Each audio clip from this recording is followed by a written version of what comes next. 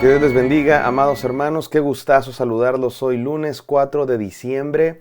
Estamos en nuestra serie de reflexiones navideñas titulada Dios con nosotros. Eso es lo que recordamos en Navidad, que Dios quiere estar con nosotros, que Dios vino a estar con nosotros. Este es el día 4 de esta serie y este devocional se titula En busca de la simiente. ¿A qué me refiero con eso, en busca de la simiente? Bueno, tiene que ver con lo que hemos estado estudiando en el Evangelio de Mateo. Recuerden que toda esta serie se trata de ir a la historia del nacimiento de Jesús en el Evangelio de Mateo, en la Biblia. Y cuando abrimos el Nuevo Testamento en la Biblia, en el Evangelio de Mateo, lo primero que nos encontramos es una genealogía, que a simple vista podría parecer solamente una serie de nombres, pero es mucho más que eso. Ustedes dicen, ¿qué podemos aprender de una lista de nombres? Y Fares engendró a Edom, y Edom engendró a Amón, y Amón engendró a Sara, y Sara engendró a Aminadab, y Aminadab. Tú dices, ¿qué hay de enseñanza en eso? Hay mucha enseñanza en eso, y es lo que estamos tratando de reflexionar aquí, que el nacimiento de Jesús tiene un gran significado para nosotros, y por eso Mateo comienza con esta lista de nombres, con esta genealogía. Así es que vamos a seguir estudiando esta genealogía de Jesús y vamos a seguir aprendiendo acerca de la importancia y el significado del nacimiento de Jesús para el contexto en el que nació, para el mundo entero y para nosotros en lo particular. Vamos a la palabra de Dios, no sin antes orar. Gracias, buen Señor, porque estás con nosotros. Gracias por hablarnos día con día a través de tu palabra. Permítenos escuchar tu voz el día de hoy y entenderte, conocerte, acercarnos más a ti. En el nombre de Jesús nuestro Señor. Amén. Amén, amados hermanos. Vamos a Mateo 1, vamos a leer los versículos del 2 al 5. Ahora sí vamos a empezar con nombres. Dice así la palabra de Dios. Abraham engendró a Isaac, Isaac a Jacob, y Jacob a Judá y a sus hermanos. Judá engendró a Tamar, a Fares y a Sara, Fares a Esrom y Esrom a Aram. Aram engendró a Aminadab, Aminadab engendró a Nazón, y Nazón engendró a Salmón. Salmón engendró de Rahab a Booz, y Booz engendró de Ruth a Obed, y Obed a Isaí. Isaí engendró al rey David, y el rey David engendró a Salomón, de la que fue mujer de Urías. Hasta ahí nos vamos a quedar. Y otra vez, ¿qué vamos a aprender de esta serie de nombres? Mucho. De hecho, vamos a estar varios días estudiando esta serie de nombres porque no es solamente una serie de nombres. Hay mucho que estudiar aquí. Cada uno de esos nombres es una historia. Y sí vamos a estudiar algunos de estos nombres y sus historias, pero antes que eso vamos a ver la genealogía un poco como desde arriba, panorámicamente. Y ayer y antier estudiamos que Mateo divide esta genealogía en 3 partes de 14. ¿Por qué divide Mateo la genealogía de Jesús en tres partes de 14 generaciones cada una? Bueno, Mateo está dando un mensaje. A través de esta organización de la genealogía de Jesús, Mateo nos quiere decir un mensaje acerca de quién es Jesús. Y esto es importantísimo entenderlo porque para eso son las genealogías, ¿no? El día de hoy la gente hace eso. La gente hasta paga dinero para que alguien le diga cuál es tu genealogía. ¿Por qué? Porque quiere saber cuál es tu origen. Ya te dicen ahí, no, pues que tienes 35% noruego, 25% mexica, 3% maya, y te dicen, ya te sientes muy orgulloso porque tú sabes de dónde vienes. No, soy una combinación de español, noruego, mexica, maya y tarahumara y no sé qué, ¿no? Algunos no saben de dónde vienen, ¿no? Lo único que saben, no, pues mi papá, ni saben quién es su papá. Bueno, no todos sabemos exactamente nuestro origen, pero eso no significa que no sepamos quiénes somos. Lo podemos saber cuando entendemos que nuestro origen viene de que Dios nos creó, y eso es maravilloso. Pero el punto es que Mateo está haciendo esto porque nos quiere decir quién es Jesús. Ese es el punto de Mateo. De hecho, vamos a notar que esta organización de 14, 14 y 14 es una organización que Mateo hace intencionalmente para apuntar a algo. ¿Y a qué nos quiere apuntar Mateo? A varias cosas. Y vamos a estudiar estas tres partes de la genealogía de Jesús. Hoy vamos a estudiar la primera. ¿Cuál es la primera? La que tiene que ver con Abraham. Y esto es muy importante porque me voy a ir, mis queridos hermanos, al mero principio, para que entendamos la importancia de la genealogía de Jesús. Vamos al mero principio de la Biblia. Cuando Dios creó el mundo, Dios creó un mundo maravilloso, un mundo perfecto, un mundo sin dolor. Y era un mundo bueno, y ahí puso al primer hombre y la primera mujer, Adán y Eva, representantes de toda la humanidad. Y Dios les dijo que podían comer y que podían tener hijos y que podían comer de todo árbol, excepto de uno. Solo había un árbol del cual no podían comer. ¿Por qué no podían comer de ese árbol? Porque Dios quería enseñarles que había un orden establecido por Dios, entre el bien y el mal. Pero llegó la serpiente y tentó a Eva y a Adán y comieron, desobedecieron a Dios. Ese fue el pecado de la humanidad, desobedecer a Dios. Creernos con el derecho de decidir lo que está bien y lo que está mal por nosotros mismos. Hay quienes piensan que el pecado original tuvo que ver con sexo. La Biblia no dice eso. Y además el sexo fue algo que Dios creó. Dios les dijo, multiplíquense, reproduzcanse. ¿Cómo se iban a reproducir sino a través de la sexualidad que Dios creó? Ni modo que viéndose a los ojos. Pues claro que no.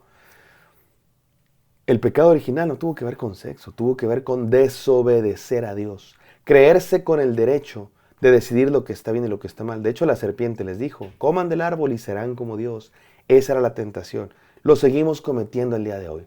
Seguimos creyéndonos con el derecho de decidir lo que está bien y lo que está mal. Ah, sí, Dios dijo que está bien y está mal, pero yo voy a hacer lo que a mí se me pega la gana. Cuando nos creemos los dioses de nuestra vida, cuando creemos que somos el Dios de nuestra vida, es el pecado original. Y de eso está lleno la humanidad. Todo el mundo dice.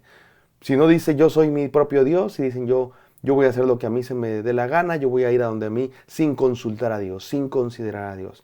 Y es el pecado original. Y el ser humano cayó, entró el pecado y desde entonces hay maldad, violencia y todo lo malo viene de ahí. Pero también ahí Dios ofreció la solución al problema de la humanidad. Dios llamó a la serpiente. Me encanta eso, porque Dios primero llama a la serpiente, porque Dios con el hombre y la mujer son como sus hijos. Es como un padre. Imagínate un padre que su hija lo desobedece. Y el padre le dice a su hija, hija, no salgas con ese balagardo. ¿Y qué hace la hija? Sale con ese balagardo, que el papá sabe que es un bueno para nada. Y ahí viene, después de unas semanas, la hija, toda herida de su corazón, la maltrató ese balagardo. Y el papá le dice, hija, entra a la casa.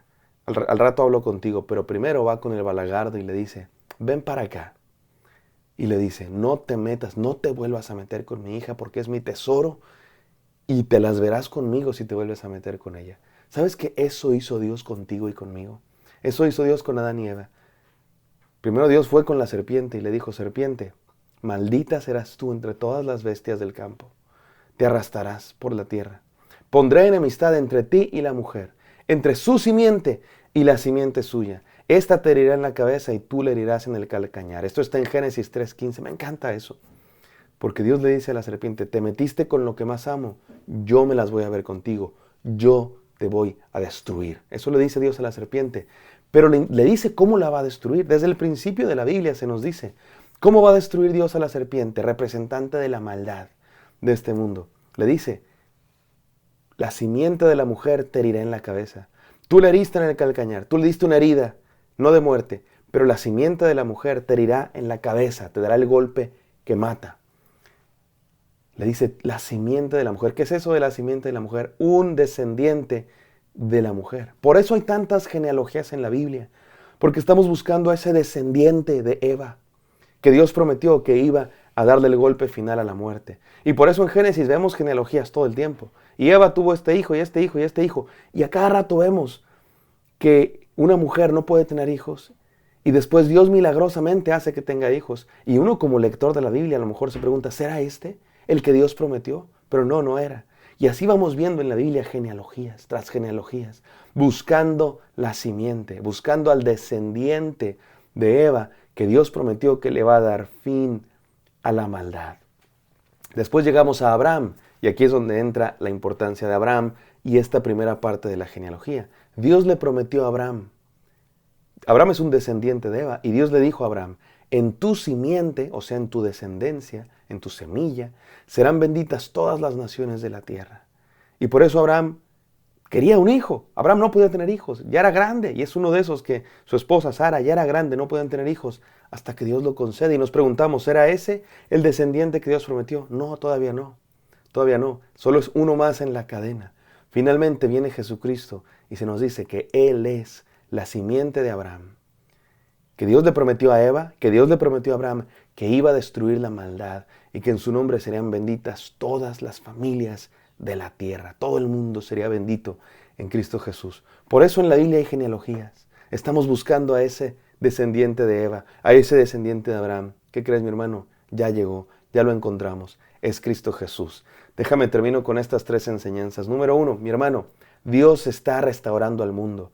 La genealogía de Jesús nos recuerda que Dios está restaurando al mundo. Dios prometió destruir la maldad Ya llegó aquel que iba a destruir la maldad. Es Cristo Jesús. Y Dios sigue obrando en Cristo Jesús. No te quedes fuera de su obra. Número 2, Dios cumple sus promesas, mi hermano.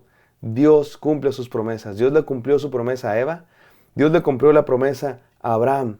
Y todas esas promesas se cumplieron en Cristo Jesús. Y te aseguro que Dios también cumplirá sus promesas a ti, mi hermano. Que nunca te desamparará. Que si crees en Él, serás salvo. Confía en sus promesas. Y número 3, Dios terminará lo que empezó. Dios ya cumplió su promesa de estar restaurando el mundo. Todavía no acaba. Sigue trabajando. Por eso el mundo sigue habiendo maldad, sigue habiendo violencia. Pero no te preocupes. Dios está trabajando y te aseguro que Él terminará lo que empezó. Vamos a orar. Gracias, Padre Santo, por este hermoso mensaje de tus promesas que son cumplidas en nuestra vida, que empezaron en el inicio de la humanidad, pero que sigues cumpliendo el día de hoy, que cumpliste en Cristo Jesús y que sigues obrando. Permítenos creer en ti. En el santo nombre de Jesús oramos. Amén. Amén, querido hermano. Recuerda que Dios cumple sus promesas, por eso confía siempre en Él. Te espero el día de mañana. Que Dios te bendiga.